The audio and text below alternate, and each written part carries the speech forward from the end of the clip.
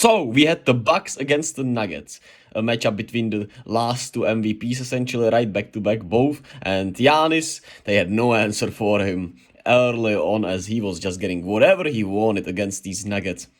Here's a good play, alley-oop to Giannis, and the start was just great for the Bucks. They were playing with, a lot of confidence, and I liked how they played offensively, especially. The defense was a little rougher, but that's what Jokic does to you sometimes, right? He finds the wide open MPJ here as he knocks it down, which was great and much needed for the Nuggets. The great equalizer, the three-pointer, and Jamal Murray was on one. He had 18 points in the first quarter, and he's been having these quarters lately, right? Against the Nets, he had like a 30-point half with like a 15-point quarter. Grayson Allen gets the lucky bounce here, and the Bucks lead by 8 here. And the first half was just better for the Bucks, and it was cool to see Jokic against Brook Lopez, which is essentially, he could be the defensive player of the year, and you have one of the best offensive players of this generation, maybe ever.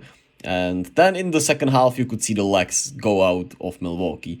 MPJ knocks it down, ties the game here, and the Bucks just had no answers after that. And the three-pointer started falling for the Nuggets.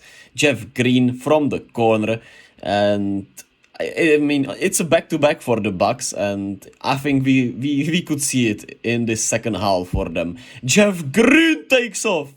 My God, thanks on Giannis. The bench was hyped as hell, and it was so cool to see. Bruce Brown from the corner essentially finishes this game off as the Bucks just had no other answers.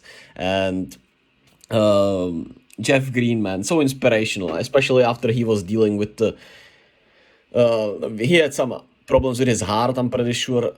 I'm not sure how long it's been, but it's inspirational that he continues playing and he still has some explosiveness in his legs, and it's just so cool, man. Shout out to Jeff Green, inspirational as hell. My MPJ with 19 and 7, good night from him, 0 assists, back to normal. Nikola Jokic with 31, 6 and 11, he played really well. KCP with 11, he played really well. Jamal Murray started off great, then once again kinda slowed down, but had a really good overall game with 9 assists, which was good to see. Bruce Brown off the bench was spectacular. He made some really big timely shots, which is what he does for this Nuggets team in a way. And they didn't need anyone else off the bench essentially after that. The Nuggets made 15 free balls on 42%, which was good, and they also didn't turn the ball over that much. They had just 10 turnovers, which is good. Of course, the Bucks had 10 turnovers also only, but they just couldn't shoot in the second half, man. They were 9 of 36. Whether it was wide open, whether it was slightly contested, whether it was a good shot, bad shot, they were just not making much in that second half, and it was rough.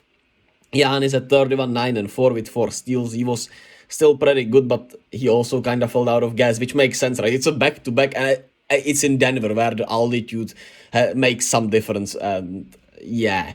I don't understand why the NBA put the last two MVPs on a back-to-back night for one of them. It's a little baffling to me. How do you come up with a schedule where this happens? I mean, you should have a matchup between the Bucks and the Nuggets just circled and said no back-to-backs. That can be a back-to-back, and if it is, it has to be a front of the back-to-back, right? And on the back end of the back-to-back, they just had nothing. They had nothing.